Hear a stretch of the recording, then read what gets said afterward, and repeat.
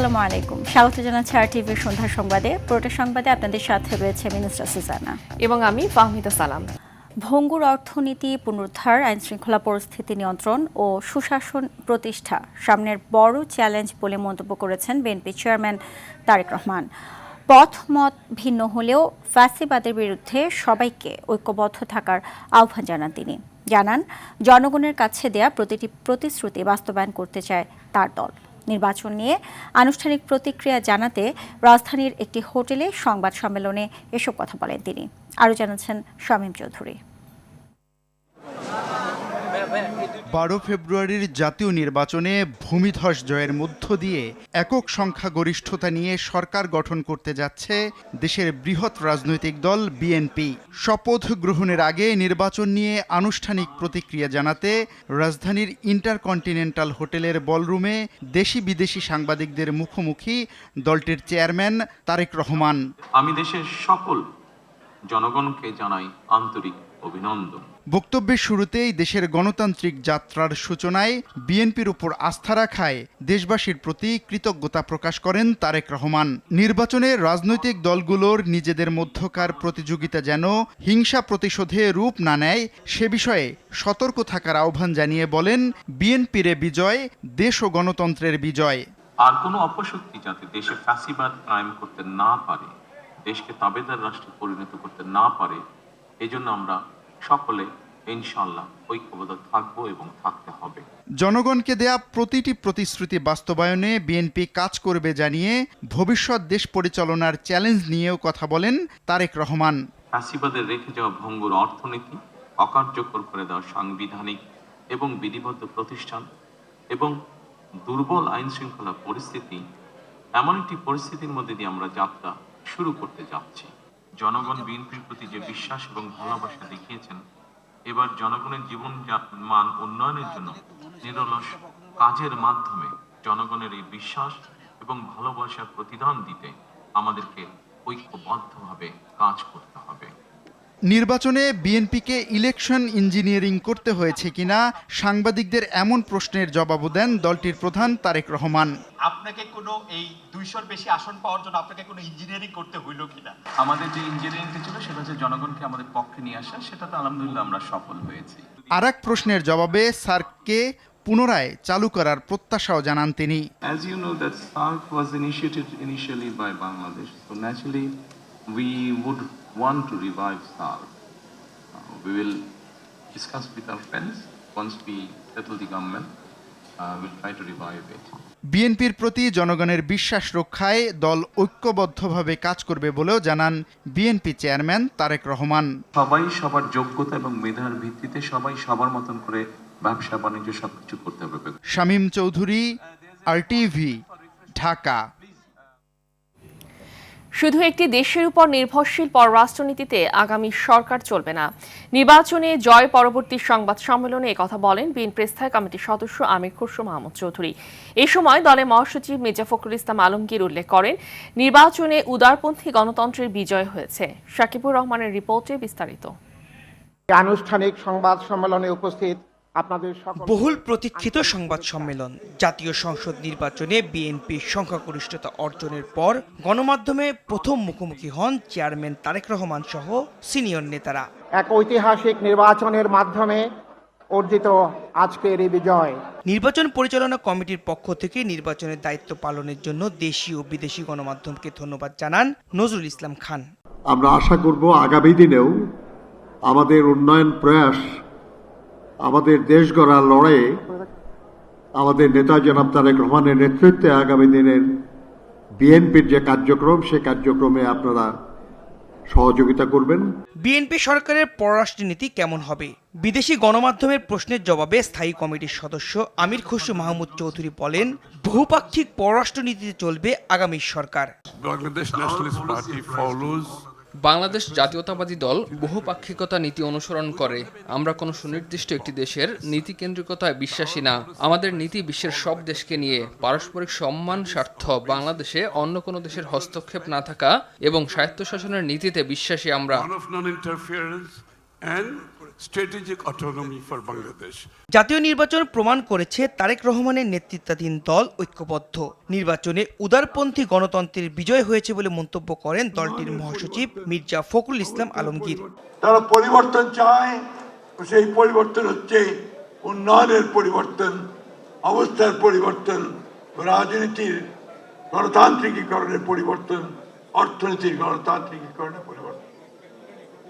এই নির্বাচনে বিজয় হয়েছে উদারপন্থী গণতন্ত্রের। দলের চেয়ারম্যান তারেক রহমানই ভবিষ্যতের প্রধানমন্ত্রী হচ্ছে বলেও উল্লেখ করেন মির্জা ফখরুল। বাংলাদেশের নেতা সাকিবুর রহমান, RTV, ঢাকা।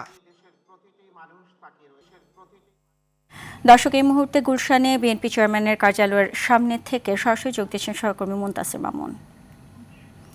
মুনতাসির, গুলশান কার্যালয়ের সামনে কেমন পরিস্থিতি দেখছেন, আমাদেরকে বিস্তারিত জানান।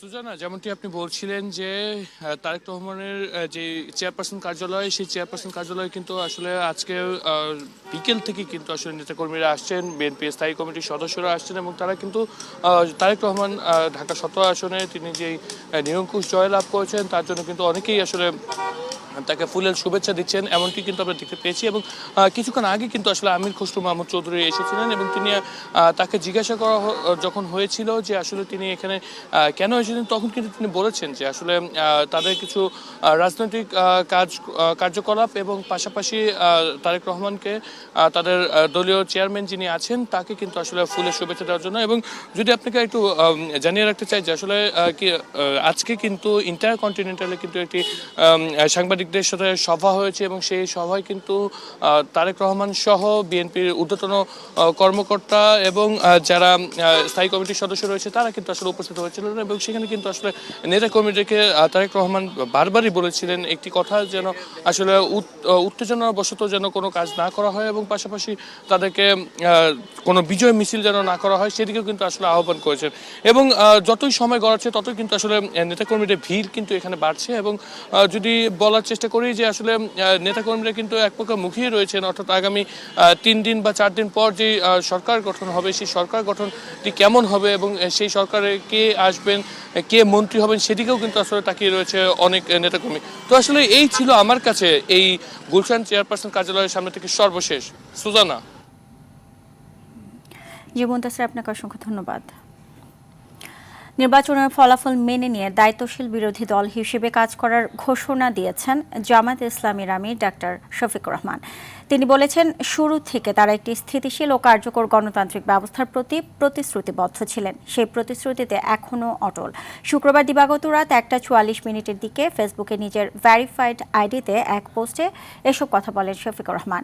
তিনি আরও লেখেন, তার দল সামগ্রিক ফলাফলকে স্বীকৃতি দিচ্ছে। নীতিবান, দায়িত্বশীল এবং শান্তিপূর্ণ বিরোধী দল হিসেবে দায়িত্ব পালন এবং সরকারের জবাবদিহি নিশ্চিত করে জাতীয় অগ্রগতিতে গঠনমূলক অবদান রাখার অঙ্গীকার করেন জামায়াত ইসলামীর আমির ডাক্তার শফিকুর রহমান।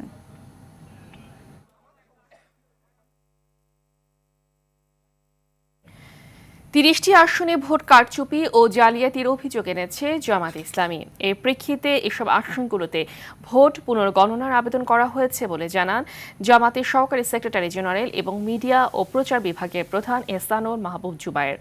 সন্ধ্যায় দলের কেন্দ্রীয় কার্যালয়ে আয়োজিত সংবাদ সম্মেলনে নির্বাচনে পক্ষপাত দুষ্ট আচরণ করা সহ অনেক আসনে ফল প্রকাশে উদ্দেশ্য প্রণোদিতভাবে বিলম্বের কথা তুলে ধরে আইনি পদক্ষেপের উদ্যোগ নেওয়া হবে বলেও জানায় দলটি।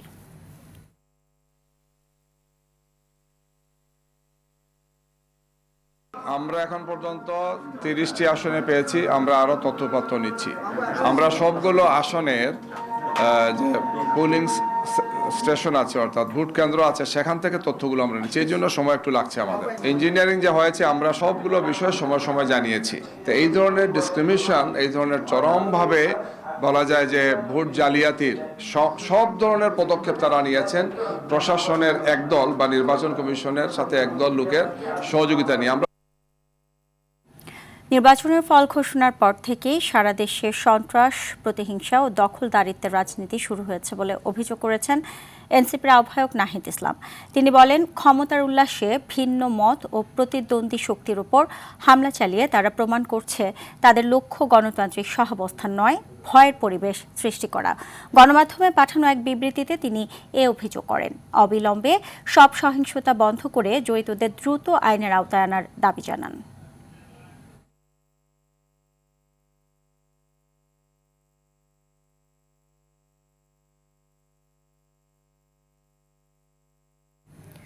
জনগণের কষ্টার্জিত রায় মেনে সংস্কার বাস্তবায়ন করা বিএনপি সহ সব রাজনৈতিক দলের নৈতিক দায়িত্ব বলে জানিয়েছেন প্রধান উপদেষ্টার বিশেষ সহকারী অধ্যাপক ডক্টর আলী রিয়াজ। নতুন রাজনৈতিক বন্দোবস্তের পক্ষে রায় দেয় জনগণকে ধন্যবাদ জানান তিনি। দেশে বড় বড় রাজনৈতিক সংস্কারে অতীতের ধারাবাহিকতায় আগামীতেও বিএনপি ভূমিকা পালন করবে বলে বিশ্বাস আলী রিয়াজের। রিপোর্ট করছেন জাহিদ রহমান। ত্রয়োদশ জাতীয় সংসদ নির্বাচনের দিন অনুষ্ঠিত গণভোটে সংস্কারের পক্ষে রায় হায়ের বিজয় করেন ভোটাররা। জুলাই অধ্যাদেশের আলোকে 180 কার্য দিবসে তা বাস্তবায়নের বাধ্যবাধকতা রয়েছে। রাজধানীর ফরেন সার্ভিস একাডেমিতে সংবাদ সম্মেলনে গণভোটের পক্ষে রায় দেয় জনগণকে ধন্যবাদ জানান প্রধান উপদেষ্টার বিশেষ সহকারী অধ্যাপক ডক্টর আলী রিয়াজ। বাংলাদেশের নাগরিকরা অত্যন্ত সুস্পষ্ট এবং দ্বিধাহীনভাবে জুলাই জাতীয় সনদের সংবিধান সংস্কারের প্রস্তাবসমূহের অনুকূলে তাদের রায় দিয়েছেন যে বাংলাদেশের নাগরিকদের বৃহদাংশ আর পুরনো ব্যবস্থায় ফিরে যেতে বা স্থিতাবস্থা বহাল রাখতে চান না। সার্বভৌম জনগণের অভিপ্রায়ের যে প্রকাশ ঘটেছিল 2024 সালের গণ অভ্যুত্থানের মধ্য দিয়ে, তাই পুনর্বার এই রায়ে প্রকাশিত হলো। গণতান্ত্রিক উত্তরণের পথ কঠিন হলেও রাজনৈতিক দলগুলোর সম্মিলিত চেষ্টায় তা সম্ভব বলেও জানান তিনি। বাংলাদেশের রাজনীতিতে বিএনপি বিভিন্ন সময় বড় বড় ধরনের সংস্কারের ক্ষেত্রে অগ্রণী ভূমিকা পালন করেছেন। জুলাই গণঅভ্যুত্থানের আগের থেকে বিভিন্ন রাজনৈতিক দল, বিশেষ করে জাতীয়তাবাদী দল, তাদের সংস্কারের কর্মসূচি দিয়েছিলেন, অর্থাৎ সংস্কার করার বিষয়ে তাদের অঙ্গীকার সুস্পষ্ট। সংসদের সংখ্যাগরিষ্ঠ দল হিসেবে সংস্কার এগিয়ে নিতে বিএনপির দায়িত্ব সবচেয়ে বেশি বলেও মনে করেন তিনি। শুধুমাত্র আক্ষরিক অর্থে বিবেচনার চেয়ে আমার মনে হয় যে এটা বিবেচনা করা যথাযথ হবে যে রাজনৈতিক দল হিসেবে সব দলই তাদের প্রাজ্ঞতার প্রকাশ ঘটাবেন। তারা দীর্ঘদিন ধরে সংগ্রাম করেছেন, নিপীড়িত হয়েছেন, তাদের যেই নিপীড়ন নির্যাতনের মুখেও তারা যে দৃঢ়তা দেখিয়েছেন, সব রাজনৈতিক দল নিঃসন্দেহে সেটা মোকাবিলা করেছেন। আমাদের বিশ্বাস যে তারা এগুলিকে বিবেচনায় নেবে। গণভোটে রাজনৈতিক দলগুলোর ইশতেহারে যুক্ত করায় তা রাষ্ট্রীয় এজেন্ডায় পরিণত হয়েছে বলেও জানানো হয় সংবাদ সম্মেলনে। এটা তো কেবলমাত্র সরকারের এজেন্ডা না, এটা রাষ্ট্রের এজেন্ডা। জাহিদ রহমান, আরটিভি, ঢাকা। এদিকে 17 তারিখের মধ্যে নবনির্বাচিত সংসদ সদস্যদের শপথ গ্রহণ হবে বলে জানিয়েছেন মন্ত্রিপরিষদ সচিব ডক্টর শেখ আব্দুর রশিদ। তিনি বলেন, এরই মধ্যে নতুন মন্ত্রিসভার শপথের জন্য সকল প্রস্তুতি নেওয়া হয়েছে। সকালে সচিবালয়ে সাংবাদিকদের কথা জানান তিনি। নতুন মন্ত্রিসভার সদস্যদের শপথ সংবিধান অনুযায়ী রাষ্ট্রপতি পড়াবেন বলেও জানান শেখ আব্দুর রশিদ। বিস্তারিত বিল্লাল হোসেনের রিপোর্টে। ত্রয়োদশ জাতীয় সংসদ নির্বাচনে সংখ্যাগরিষ্ঠতা অর্জন করে দীর্ঘ 20 বছর পর চতুর্থবারের মতো সরকার গঠন করতে যাচ্ছে বিএনপি। সংবিধান অনুযায়ী দলটি এককভাবে সরকার গঠন করছে। এরই মধ্যে সব ধরনের প্রস্তুতি নিচ্ছে অন্তর্বর্তী সরকার। বিএনপির একমাত্র রেকর্ড আছে, বিএনপির একমাত্র অভিজ্ঞতা আছে কিভাবে দেশকে সঠিকভাবে পরিচালিত করতে হয়। নবনির্বাচিত সরকারের মন্ত্রীদের শপথসহ সব ধরনের আনুষ্ঠানিকতার জন্য সাপ্তাহিক বন্ধের দিনও সচিবালয় মন্ত্রিপরিষদ বিভাগে চলছে কর্মযজ্ঞ। এ সময় মন্ত্রিপরিষদ সচিব ডক্টর শেখ আব্দুর রশিদ গণমাধ্যমকে জানান, 17 তারিখের মধ্যে সংসদ সদস্যদের শপথ গ্রহণ অনুষ্ঠিত হবে। আইন অনুযায়ী 3 দিন সময়ের মধ্যে তাদের শপথ গ্রহণ হয় সংসদ সদস্য হিসেবে। আজকে 14, 15, 16 বা 17 পর্যন্ত আমরা ধরতে পারি, কারণ কর্মদিবস আগামীকাল থেকে। এই 17 তারিখের মধ্যে তাদের শপথ গ্রহণ হবে। সচিব বলেন, সংবিধান অনুযায়ী নতুন মন্ত্রিসভার শপথ পড়াবেন রাষ্ট্রপতি। রাষ্ট্রপতিই তো পড়াবেন না, সংবিধান অনুযায়ী নেতা নির্বাচন করলে তখন যিনি সংখ্যাগরিষ্ঠ সদস্য নেতা, তিনি রাষ্ট্রপতির কাছে তার সংখ্যাগরিষ্ঠ সদস্যের আস্থাভাজন উনি হয়েছেন সেটা পত্র আকারে পাঠান। নতুন মন্ত্রিসভার শপথ অনুষ্ঠানের জন্য কম বেশি 1000 অতিথিকে দাওয়াত দেওয়া হবে বলে জানান শেখ আব্দুর রশিদ। কম বেশি হবে 1000। বিলাল হোসেন, অটিভি, ঢাকা। ত্রয়োদশ জাতীয় সংসদ নির্বাচন গ্রহণযোগ্য ও প্রতিযোগিতামূলক হয়েছে বলে জানিয়েছেন ইউরোপীয় ইউনিয়ন নির্বাচন পর্যবেক্ষণ মিশনের প্রধান পর্যবেক্ষক ইভার্স ইজাবস। সকালে রাজধানীর একটি হোটেলে পর্যবেক্ষক মিশনের প্রাথমিক রিপোর্ট তুলে ধরার সময় তিনি কথা বলেন। এই নির্বাচনকে গণতান্ত্রিক ও আইনের শাসন পুনরুদ্ধারের পথে একটি গুরুত্বপূর্ণ পদক্ষেপ হিসেবে উল্লেখ করে তিনি জানান। দীপ্তচন্দ্র পালের রিপোর্টে বিস্তারিত। ত্রয়োদশ জাতীয় সংসদ নির্বাচন পর্যবেক্ষণের জন্য 2025 সালের শেষ দিক থেকে বাংলাদেশে অবস্থান করে ইইউ নির্বাচন পর্যবেক্ষণ মিশন। নির্বাচনের দিন দেশের 64টি জেলায় দায়িত্ব পালন করেন তারা। নির্বাচনের সার্বিক পরিস্থিতি তুলে ধরতে রাজধানীর একটি হোটেলে সংবাদ সম্মেলন করে প্রতিনিধি দলটি। সে সময় মিশনের প্রধান পর্যবেক্ষক ইভার্স ইজাবস বলেন, 2008 সালের পর সত্যিকার অর্থে একটা প্রতিযোগিতামূলক ও বিশ্বাসযোগ্য নির্বাচন অনুষ্ঠিত হয়েছে। গঠনমূলক নির্বাচনের ক্ষেত্রে সমাজের সব প্রতিনিধিত্বশীল গোষ্ঠীর অংশগ্রহণই মুখ্য বিষয়। 2008 সালের পর ত্রয়োদশ জাতীয় সংসদ নির্বাচন বিশ্বাসযোগ্যতাভাবে অনুষ্ঠিত হয়েছে। এই নির্বাচন বাংলাদেশের ভবিষ্যৎ নির্বাচনের জন্য নতুন বেঞ্চমার্ক।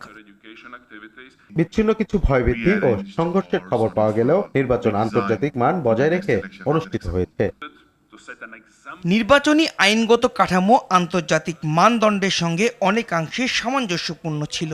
বাংলাদেশের নির্বাচন কমিশন স্বাধীন ও স্বচ্ছভাবে কাজ করেছে, অংশীজনদের আস্থা বজায় রেখেছে এবং নির্বাচনের বিশ্বাসযোগ্যতা জোরদার করেছে। গণতন্ত্রের সহিংসতার কোনো জায়গা নেই। অনিয়ম অভিযোগ থাকলে আইন অনুযায়ী নির্বাচন কমিশনের সেটা সমাধান করা উচিত বলেও মনে করে ইউরোপীয় ইউনিয়ন নির্বাচন পর্যবেক্ষণ মিশন। দীপ্তচন্দ্র পাল, আরটিভি, ঢাকা। ত্রয়োদশ জাতীয় সংসদ নির্বাচনে বিপুল সংখ্যাগরিষ্ঠতা নিয়ে জয়লাভ করায় বিএনপি চেয়ারম্যান তারেক রহমানকে শুভেচ্ছা ও অভিনন্দন জানিয়েছেন অন্তর্বর্তী সরকারের প্রধান উপদেষ্টা প্রফেসর মোহাম্মদ ইউনূস। অভিনন্দন বার্তায় তারেক রহমানের উদ্দেশ্যে তিনি বলেন, গণতান্ত্রিক উত্তরণের ঐতিহাসিক প্রক্রিয়ায় জনগণের এই সুস্পষ্ট রায় দেশের সাংবিধানিক ও গণতান্ত্রিক ধারাবাহিকতা এবং প্রাতিষ্ঠানিক স্থিতিশীলতার ক্ষেত্রে অত্যন্ত গুরুত্বপূর্ণ মাইলফলক হয়ে থাকবে। প্রধান উপদেষ্টা বলেন, তিনি দৃঢ়ভাবে বিশ্বাস করেন রাষ্ট্র পরিচালনার গুরু দায়িত্ব পালনের ক্ষেত্রে তারেক রহমান তার প্রজ্ঞা, গণতান্ত্রিক মূল্যবোধ ও জনকল্যাণমুখী চেতনার আলোকে দেশকে একটি স্থিতিশীল, অন্তর্ভুক্তিমূলক ও উন্নয়নমুখী পথে এগিয়ে নিয়ে যাবেন।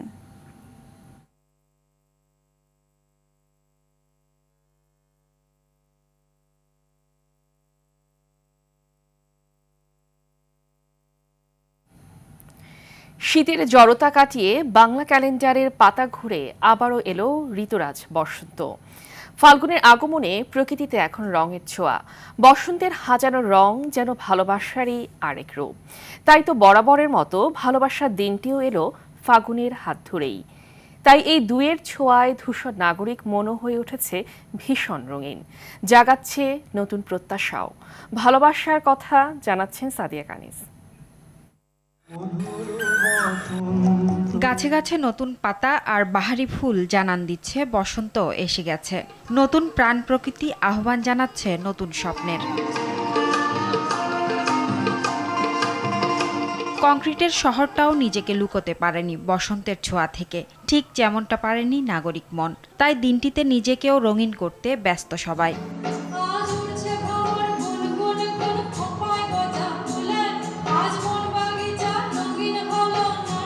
আমাদের মনের ভিতরে একটু অন্যরকম আনন্দ তৈরি হয়, কিন্তু বসন্ত মানেই হচ্ছে রঙের একটু ভালোবাসা। ফুল ফুটুক বা না ফুটুক, আজ বসন্ত, এবং আজকে থেকেই বসন্ত শুরু হয়ে গেছে সবার মাঝখানে। শেকড়হীন আমরা হব না, আমরা আমাদের শেকড় ধরে রাখবো। প্রতি বছর বকুলতলায় বসন্তের উদযাপন হলেও এবার নির্বাচনী বাস্তবতায় মুক্তিযুদ্ধ জাদুঘরে বসন্ত বরণ করে জাতীয় বসন্ত উদযাপন কমিটি। নাচ গানের সঙ্গে রঙিন উৎসবে মেতে ওঠে নানা বয়সীরা। বসন্ত আমাদের একটা সংস্কৃতি, আমাদের বাঙালি সংস্কৃতি। এটা কোনো ধর্ম, বর্ণ বা স্পেশাল কোনো মানুষের জন্য নয়। জনগণের সমর্থন নিয়ে যে সরকার এসছে, নিশ্চয়ই তাদের সবার সহযোগিতায় আমরা আগের মতন বাঙালি সংস্কৃতি চর্চার যে উৎসবগুলো, ঋতু উৎসব, সেই উৎসবগুলো আমরা তাদের সবার সহযোগিতায় এগিয়ে নিয়ে যেতে পারবো। বরাবরের মতো দিন গণনার হিসেবে বসন্তের সঙ্গে এলো ভালোবাসার দিনটিও। তাই দুয়ে মিলে বসন্তের ভালোবাসায় দোলা দিচ্ছে মানুষের সুপ্ত মন। আসলে বসন্ত এত সুন্দর করে মনে হয় বাংলা ছাড়া কোথাও দেখা যায় না। এমন একটা দিনই আসলে আমরা নানান রঙে সাজতে পারি। আমার এই সংস্কৃতিকে অনেক উপরে দেখি, বাঙালি সংস্কৃতির উপরে আমার কাছে আর কিছু। বসন্ত আমাদের জীবনে সব নেগেটিভিটি দূর করে সবার জীবনে এরকম রঙে ছড়িয়ে দেখ, এটাই আমার প্রত্যাশা। বসন্ত তো কয়েকদিন আছে, কিন্তু ভালোবাসা দিবস তো একটাই, তাই আমি ভালোবাসা দিবসের রং করে চলে এসেছি আজকে। সবার সাথে সবার দ্বন্দ্ব কেটে যাক, এটাই প্রত্যাশা আমার এবারের ভালোবাসা দিবসে। বসন্ত শেখায় নতুন করে বাঁচতে, আর ভালোবাসা শেখায় হৃদয় খুলে দিতে। রং আর আবেগের এই মিলনেই তৈরি হয় এক অন্যরকম আবহ। রঙে রঙে বসন্ত ভালোবাসায় ভরা থাক প্রতিটি দিন। সাদিয়া কানিজ, RTV, ঢাকা। ত্রয়োদশ জাতীয় সংসদ নির্বাচনে জোট সহ 212টি আসনে নিরঙ্কুশ জয় পেয়ে এককভাবেই সরকার গঠন করতে যাচ্ছে বিএনপি। রাজনৈতিক বিশ্লেষকরা বলছেন, তারেক রহমানের নেতৃত্বে বিএনপির এ জয় প্রত্যাশিত। দেশের বর্তমান পরিস্থিতিতে সরকার গঠনের পর বিএনপিকে মুখোমুখি হতে হবে নানা চ্যালেঞ্জের।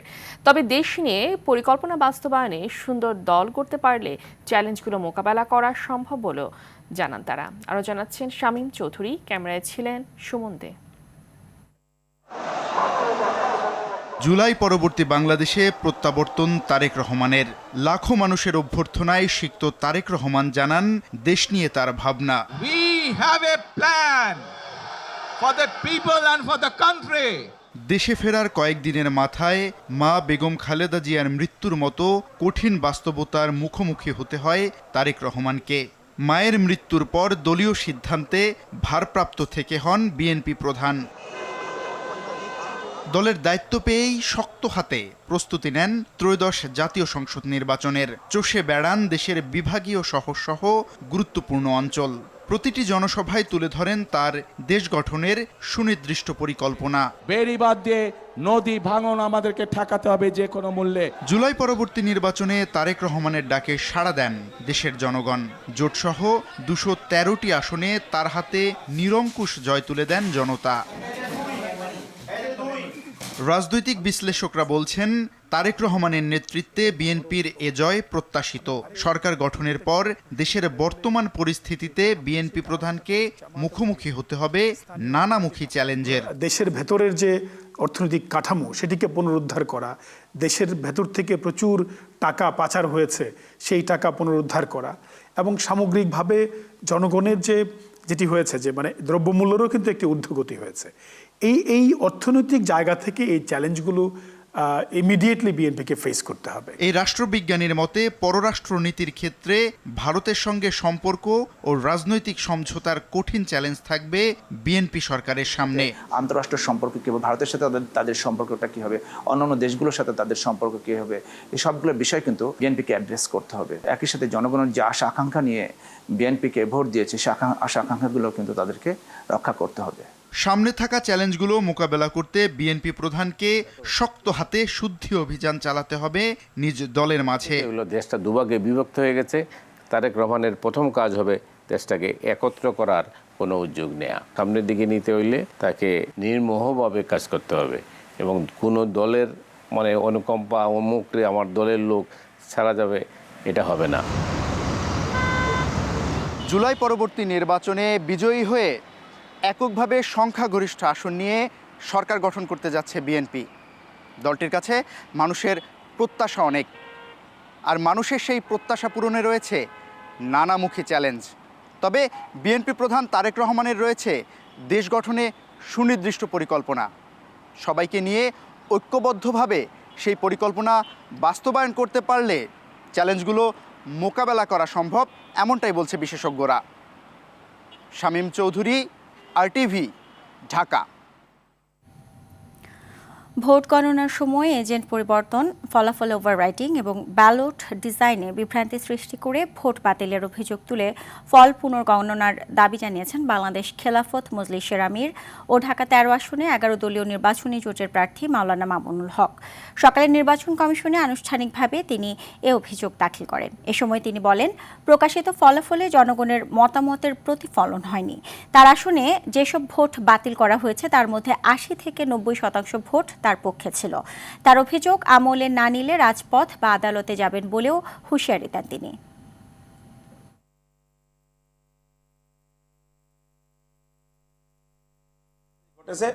অন্য প্রার্থীদের ভোটের সংখ্যার মধ্যে এই ধরনের কোনো সিটের মধ্যে নেই। এখানে ওভাররাইটিং করে যেই পরিমাণ ভোট বাড়ানো হয়েছে সেটা এবং যেই পরিমাণ ব্যালট বাতিল করা হয়েছে এই দুটো যুক্ত করলে আমার ধারণা যে 5000 ভোটের ব্যবধান আমার পক্ষে হবে। যে কোনোভাবেই আমরা এই অধিকারটা প্রতিষ্ঠিত করেই ছাড়ব। এদিকে শেরপুর সদর 1 আসনের নির্বাচনকে পরিকল্পিত ভোট ডাকাতি আখ্যা দিয়েছেন বিএনপি মনোনীত প্রার্থী ডাক্তার সানসিলা জেবরিন প্রিয়াঙ্কা। সকালে তিনি নির্বাচন কমিশনে অভিযোগ দাখিল করেন। এ সময় তিনি বলেন, তার আসনের কয়েকটি কেন্দ্রে জামাতপন্থী প্রিজাইডিং অফিসার ছিলেন, যারা শুরু থেকেই পক্ষপাতদুষ্ট অবস্থানে ছিলেন। সংশ্লিষ্ট কেন্দ্রগুলোতে তার এজেন্টদের স্বাক্ষরের আগেই সাজানো ফলাফল প্রকাশ করা হয়েছে। বিষয়টি জেলা প্রশাসককে অবহিত করা হলেও কোনো কার্যকর ব্যবস্থা নেওয়া হয়নি বলে উল্লেখ করেন তিনি। পরবর্তীতে নির্বাচন কমিশনে লিখিত আবেদন জমা দিলে তিনি শেরপুর সদর 1 আসনের ফলাফল স্থগিত এবং ভোট পুনর্গণনার দাবি জানান।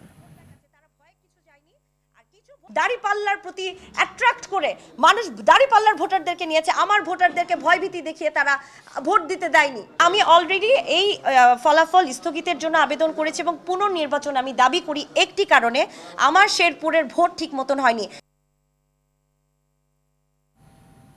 নির্বাচনের নিষেধাজ্ঞা কাটিয়ে সড়কে চলছে সব ধরনের যানবাহন, খুলেছে বিপণী বিতানগুলো। শনিবার সকাল থেকে রাজধানীর বিভিন্ন এলাকায় মোটরসাইকেল থেকে শুরু করে বাস, প্রাইভেট কার, সিএনজি এবং পিকআপ সহ সকল যানবাহন চলাচল করতে দেখা যায়।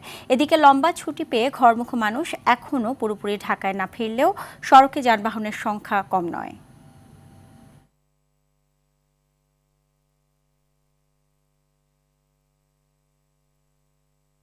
এখন আমাদের স্বাভাবিক আছে আর কি, আগে থেকে এখন তো কালকে একটু মার্কেট লোকজন কম ছিল, ঢাকা সিটিতে লোকজন কম ছিল, এখন আস্তে আস্তে বাড়তেছে, এখন মোটামুটি স্বাভাবিকের দিকে আসতেছে আর কি।